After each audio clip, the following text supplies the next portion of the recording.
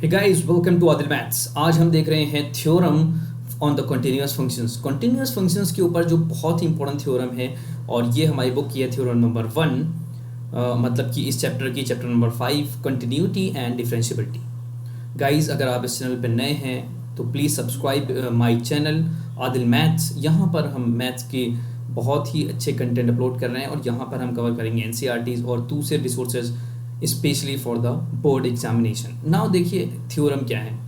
Suppose f and g be the two real functions continuous at a real number c. मतलब वही कह रहे हैं कि थ्योरम कह रही है कि अगर दो फंक्शंस हैं एफ और जी, और ये दोनों फंक्शंस कंटिन्यूअस हैं किसी एक रियल नंबर सी पर, तो ये चार कंडीशंस फॉलो होंगी। क्या होगा? पहली कंडीशन है f plus G is continuous at x equal to C. मतलब कि अगर f और g दोनों कंटिन्यूस हैं c पॉइंट पर, रियल नंबर c पर, तो f प्लस जी भी कंटिन्यूस होगा। सेकंड क्या है? f minus G is continuous at x equal to C. मतलब कि x इक्वल टू सी पर f माइनस जी भी कंटिन्यूस होगा।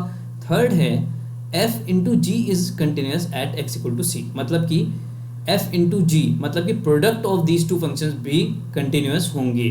फोर्थ है f upon G is continuous at x equal to C. मतलब कि f अपॉन जी मतलब कि इन दोनों फंक्शंस का डिवाइड जो होगा एफ एक्स अपॉन जी एक्स, वो भी कंटिन्यूस होगा एट x इक्वल टू सी, अगर f और g दोनों कंटिन्यूस हैं at any real number c। ठीक है गाइस, समझ में आया आपको? मतलब कि अगर फंक्शंस f और g कंटिन्यूस हैं c पॉइंट पर, तो f प्लस जी, f माइनस जी, f इंटू जी और f अपॉन जी, ये चारों फंक्शंस भी कंटिन्यूस होंगे at point x equal to c. Now हम देखते हैं theorem number 2। Suppose f and g are the real valued functions such that f और g मतलब composition of f and g, f और g is defined at x equal to c at c।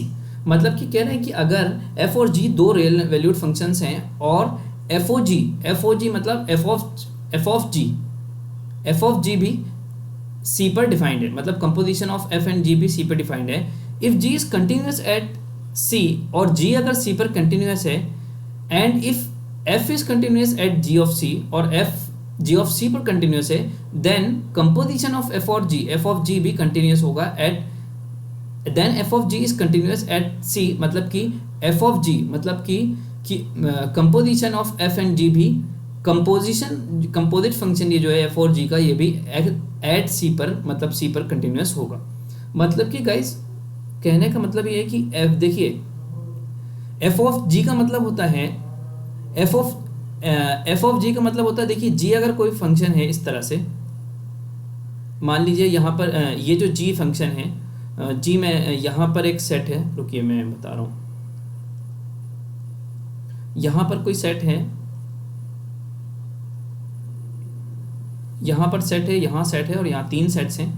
तो यहाँ पर क्या होगा? यहाँ पर लिखा है f ऑफ g, तो ये जो है फंक्शन ये होगा, f ऑफ g फंक्शन यहाँ होगा और g फंक्शन यहाँ होगा। g इसको कनेक्ट करेगा, तो f ऑफ g जो है f फंक्शन, वो g की जो कोडोमेन है उसको कनेक्ट करेगा f जो फंक्शन f ऑफ g, तो हम इसको बोलते हैं f ऑफ g। मतलब ये फंक्शन जो है यहाँ से डिफाइंड होगा, f फंक्शन जो है ना, f फंक्शन यहाँ से डिफाइंड होगा, और यहाँ जो इमेज बनेगी वो f ऑफ g होगी, मतलब ये f फंक्शन होगा,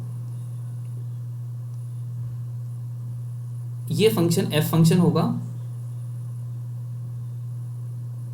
यहाँ से। मान लीजिए ये a है, ये b है और ये c है, तो a to b g function है, तो b to c f function है अगर, तो a टू c जो फंक्शन होता है उसको हम बोलते हैं, इसको बोलते हैं हम कंपोजिशन ऑफ फंक्शन, इसको हम बोलते हैं f ऑफ g। ये आप याद रखिएगा, इसको ये आप पढ़ेंगे कंपोजिशन ऑफ फंक्शन में, ये वैसे आपने पढ़ा भी होगा। तो ये कह रहा है कि अगर थ्योरम क्या कह रही है, थ्योरम ये कह रही है कि अगर f और g रियल फंक्शंस हैं, और f और g डिफाइंड है, f ऑफ g अगर डिफाइंड है और g कंटिन्यूस है c पर, अगर g जो है वो यहाँ पर c पॉइंट पर कंटिन्यूस है, g कंटिन्यूस है, मतलब c पॉइंट पर अगर कंटिन्यूस है, और f कंटिन्यूस है g ऑफ c पर, तो g ऑफ c, देखिए c पॉइंट यहाँ कहीं होगा और g ऑफ c यहाँ कहीं होगा, g ऑफ c, क्योंकि g ऑफ c जो है वो को डोमेन है, को डोमेन में आएगा g के, तो g ऑफ c यहाँ कहीं होगा। तो f जो है वो g ऑफ c पर भी डिफाइंड होगा, क्योंकि f के लिए ये डोमेन है, तो f ऑफ g कंटिन्यूस होगा। मतलब कि अगर g जो है c पर कंटिन्यूस है और f जो है वो कंटिन्यूस है जी ऑफ सी पर, जी ऑफ सी पॉइंट यहाँ कहीं होगा, तो एफ ऑफ जी भी कंटिन्यूस होगा सी पर, ठीक है। एफ ऑफ जी भी कंटिन्यूस होगा सी पर, मतलब F of G of C पर, F of G of C, इसको बोलेंगे F of G continuous at C, मतलब F of G of C भी कंटिन्यूस होगा। सो गाइज ये थोड़ा सा थ्योरम 1 और थ्योरम 2 हमने देखा कि किस तरह की थ्योरम है, और इसका यूज़ हम बहुत ही ज़्यादा करेंगे।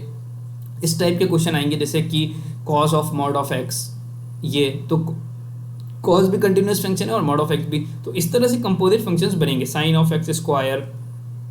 तो ये सब क्वेश्चंस जब हम एक्सरसाइज में करेंगे तो इस थ्योरम का बहुत ही ज़्यादा यूज़ होगा, मतलब कि दो कंटिन्यूस फंक्शंस अगर हैं तो उनका कंपोजिशन भी कंटिन्यूस होता है, यहाँ पर ये थ्योरम कह रही है। सो गाइस, अगर आपको वीडियो अच्छा लगा हो तो लाइक करें, और आप कमेंट करके बताएं कि आपको क्या क्यूरीज हैं, क्या डाउट आ रहे हैं। Thanks for watching, thank you.